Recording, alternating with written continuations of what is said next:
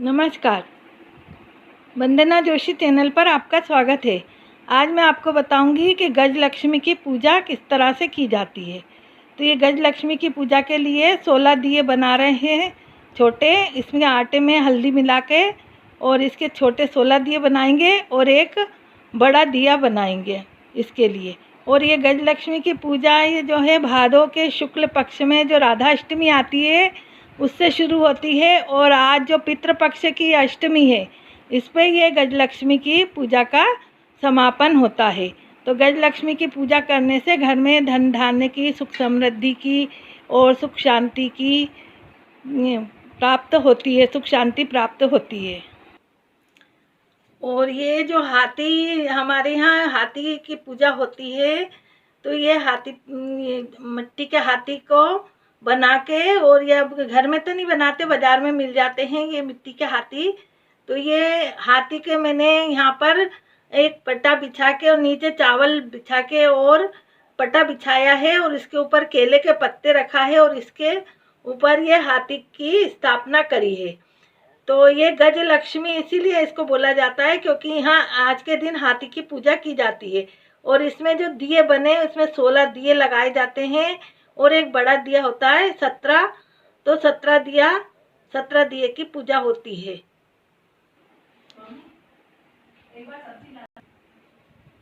और ये सूत के डोरे बनाए जाते हैं।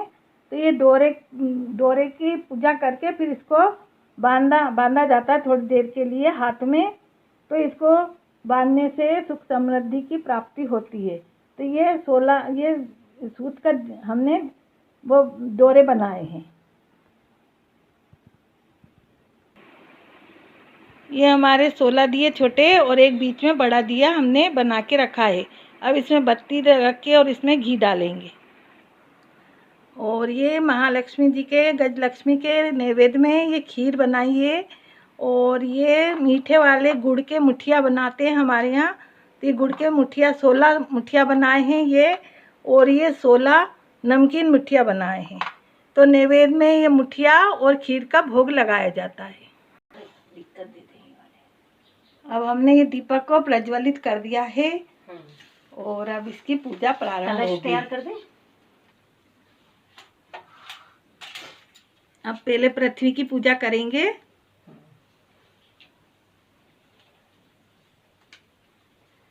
इसमें कंकु चावल, पहले जल चढ़ाया, फिर मोली चढ़ाई है और अब कंकु और चावल और हल्दी से पृथ्वी की पूजा करी है। अब कलश की पूजा हो रही है। ये कलश की पूजा कर रहे हैं। अब कलश में मोली बांध दो। मोली बांध रहे हैं अब कलश में। बांध देना, बंधा हुआ है और बांध।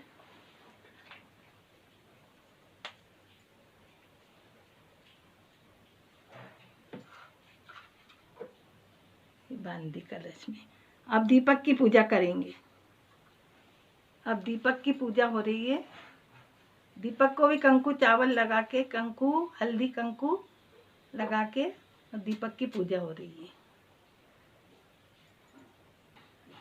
ये जो दीपक है 16 दीपक, ये हाथी के आसपास जो दिए बने उसमें रखे जाते हैं। लेकिन ये हाथी का साइज जो थोड़ा छोटा है इसलिए इनको हम थाली में रखे हैं इनको। अब ये हाथी की पूजा हो रही है और हाथी पे सवार ये जो राजा विराजमान है और ऊपर छत्र लगा हुआ है, ये इनकी पूजा की जाती है।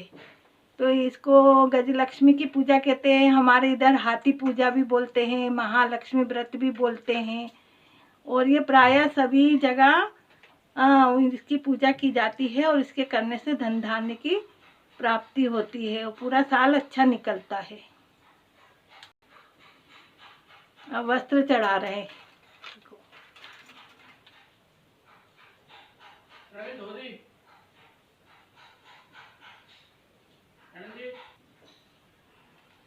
ये वस्त्र चढ़ा दिए। साइड में रख। क्या है ये दिए से भी डर लग रहा है आने में।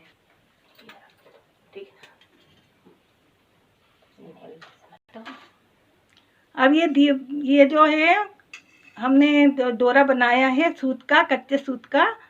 इसमें 16 गठान लगाई है और 8 तार का वो लिया था और इसमें 16 गठान लगा के अब इसमें थोड़ा जल से इनको पहले स्नान कराया है डोरे को।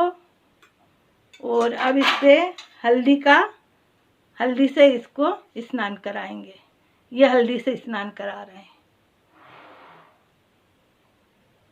ये पूरा पीला कर दिया इसको। अब इसकी डोरे की भी अब वहाँ पर रख के पूजा की जाएगी। ये डोरे को वहाँ रख दिया है।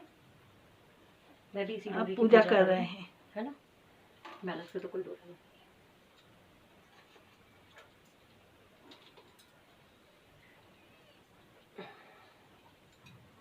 ये डोरे की पूजा की जाती है। अब जब हम कथा करेंगे तब ये डोरे को हाथ में धारण कर लेंगे। अब ये डोरे को हाथ में धारण कर रहे हैं।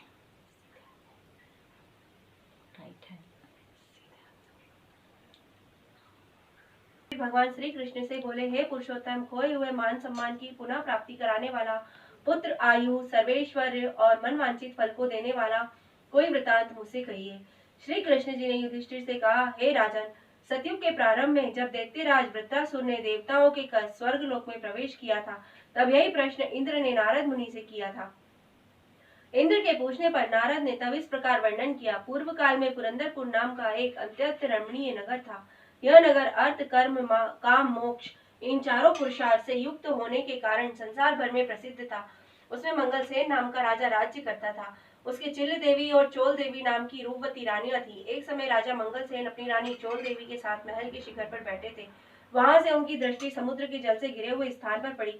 उस जगह को देखकर राजा अति प्रसन्न हुए और अपनी रानी से बोले, हे चंचलाक्षी, मैं उस स्थान पर तुम्हारे लिए एक परम मनोहर उद्यान बनवाऊंगा।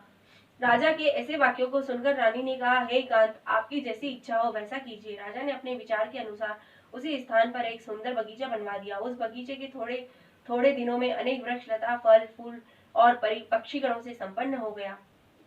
एक समय उस उद्यान में मेघ तुल्य काला और वर्ण चंचल नेत्रों से युक्त शुकर घुस आया। उसने आकर वृक्षों को तोड़ डाला और उद्यान को चौपट कर दिया। यही नहीं, शुकर ने बगीचे के कई रखवालों को मार डाला। उस उद्यान के रक्षक उससे भयभीत होकर राजा के पास गए और सब हाल कह सुनाया। उसने परम रम्य उद्यान के उजड़ने की बात सुनकर राजा के नेत्र क्रोध से लाल हो गए। राजा ने अपनी सेना को आज्ञा दी और शीघ्र जाकर शुकर को मार डालो। यही नहीं, राजा स्वयं भी मतवाले हाथी पे सवार उद्यान की ओर चढ़ पड़ा। तब राजा बोला, यदि किसी की बगल से शुकर निकल जाएगा तो मैं उस सिपाही का सिर शत्रु की भांति काट डालूंगा। राजा के ऐसे वचन सुनकर शुकर जिस भाग में स्वयं राजा खड़ा था उसी मार्ग से मनुष्यों को विदीर्ण करता हुआ निकल गया। राजा अपने घोड़े को मारता ही रह गया। राजा लज्जा से प्रेरित होकर शुकर का पीछा करते करते सिंह बाघों से युक्त घोर वन में दूर जाकर निकला। निदान शुकर से मुठभेड़ हुई और राजा ने अपने बाणों से उसे भेद दिया। बाण लगते ही शुकर अपने अधम शरीर को छोड़कर दिव्य गंधर्व रूप में आ गया और विमान चढ़कर स्वर्ग को जाने लगा। गंधर्व ने राजा को कहा, हे महिपाल, आपने शुकर योनि से मुझे छुड़ाकर बड़ी कृपा की है। मैं चित्ररथ नाम का गंधर्व हूँ।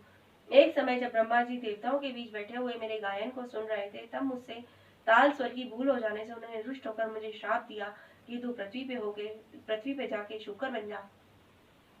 जिस समय राजा मंगलसेन तुझे अपने हाथों से मारेगा तब तू शुकर योनि से मुक्त होगा। सो आज वह श्राप पूरा हुआ। हे राजन, मैं आपकी कृत्य से प्रसन्न हुआ। आप भविष्य में महालक्ष्मी व्रत करके सर्वभौम राजा हो जाएंगे, ऐसा मेरा आशीर्वाद है। नारद जी कहने लगे, वह चित्ररथ गंधर्व राजा मंगलसेन को ऐसा आशीर्वाद देकर अंतर ध्यान हो गया। राजा भी वहां से अपने नगर के लिए चलने को उद्यत हुआ तो ही उसने एक ब्राह्मण दिखाई दिया। राजा ने ब्राह्मण से प्रश्न किया, हे देव, आप कौन है? इस पर ब्राह्मण ने उत्तर दिया, हे राजन, मैं आपके ही राज्य का एक नागरिक हूँ। आप इस समय दुखी दिखाई देते हैं, इसलिए कहिए मैं आपकी क्या सेवा कर सकता हूँ। राजा ने तब ब्राह्मण से कहा कि वह उसके घोड़े के निकट के जलाशय से पानी पिला लाए। ब्राह्मण ने ऐसे ही किया। वह घोड़े की पीठ पर सवार होकर जलाशय की ओर जाता है। बटुक जलाशय के निकट पहुंचकर देखता है कि वहां दिव्य वस्त्र अलंकार पहने हुए बहुत सी स्त्रियां कथा कह रही हैं। तदंतर वह बटुक भी उन स्त्रियों के पास जाकर अपना परिचय देकर नाना प्रकार के प्रश्न करने लगता है। हे स्त्रियों, आप यहाँ भक्ति भाव से क्या कर रही हो? इसे करने से क्या फल मिलता है?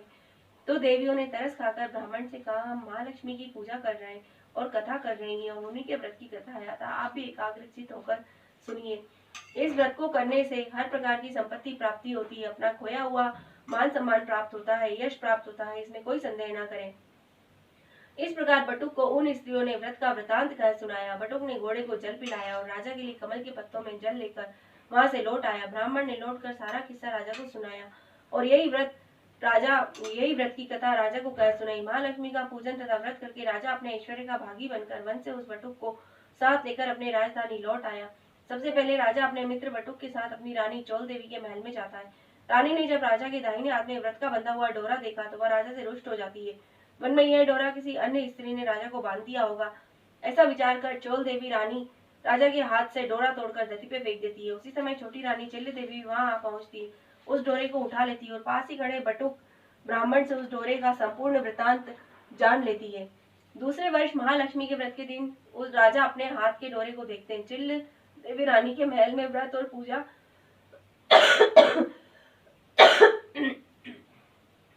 व्रत और पूजा आदि का संदेश पाकर पहुंच जाते हैं। वे इस प्रकार चोल देवी रानी के रुष्ट हो जाते हैं और चिल्ल देवी रानी से प्रसन्न हो जाते हैं। पूजन के दिन ही लक्ष्मी जी चोल देवी रानी के महल में एक वृद्ध का रूप धारण करके पहुंचती हैं। वह चोल देवी लक्ष्मी जी का अनादर करती है। तब अप्रसन्न होकर लक्ष्मी जी रानी चोल देवी को श्राप देती हैं कि जा तेरा मुंह सूकरी जैसा हो जाए, तू अंगिरा ऋषि के आश्रम में जाएगी और वहां के कृत्य से तू अपना स्वरूप प्राप्त करेगी। इसके बाद लक्ष्मी जी रानी चोल देवी के महल में गई। वहां रानी ने उनका आदर किया। प्रसन्न होकर लक्ष्मी जी ने रानी चिल्ल देवी से कहा, हे रानी, मैं तेरे पूजन और आदर सत्कार से प्रसन्न हुई, तू वर मांग।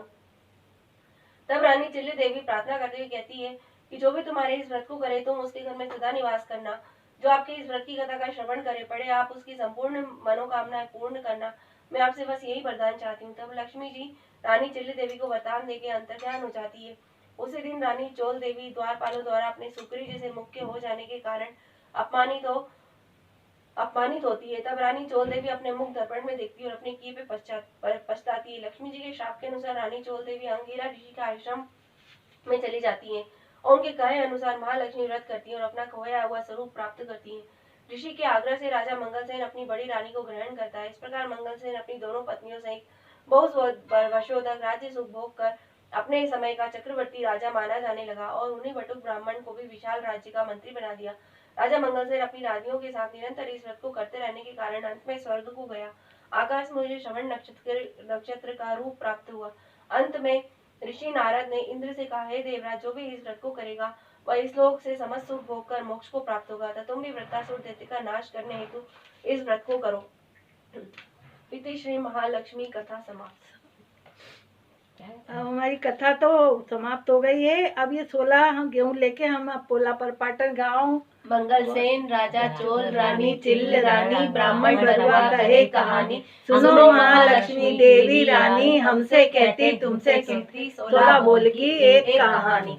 पोला पर पाटन गाँव मंगलसेन राजा चोल रानी चिल्ल रानी ब्राह्मण बरुआ कहे कहानी। सुनो महालक्ष्मी देवी रानी, हमसे कहती तुमसे सुनती 16 बोल की एक कहानी। पोला पर पाट गाँव मंगलसेन राजा चोल रानी चिल्ल रानी ब्राह्मण बरुआ कहे कहानी। सुनो महालक्ष्मी देवी रानी, हमसे कहती तुमसे सुनती 16। पोला पर पाटन गाँव मंगलसेन राजा चोल रानी चिल्ल रानी ब्राह्मण बरुआ कहे कहानी। सुनो महालक्ष्मी देवी रानी, हमसे कहती तुमसे सुनती 16 बोल की एक कहानी। ये हमने 16 बार बोले हैं, 16 गेहूं लेके, और ये पोला पर पाटन गाँव 16 बार बोलते हैं। और अब अंत में अब लक्ष्मी जी की आरती की जाएगी और इसके बाद शाम को तारों को अर्घ दिया जाएगा। इसके बाद फिर भोजन ग्रहण किया जाएगा। आज दिन भर हम लोग व्रत रखेंगे। यदि आपको मेरा ये वीडियो पसंद आया हो तो प्लीज़ आप इसे लाइक और सब्सक्राइब जरूर करिए। Thank you.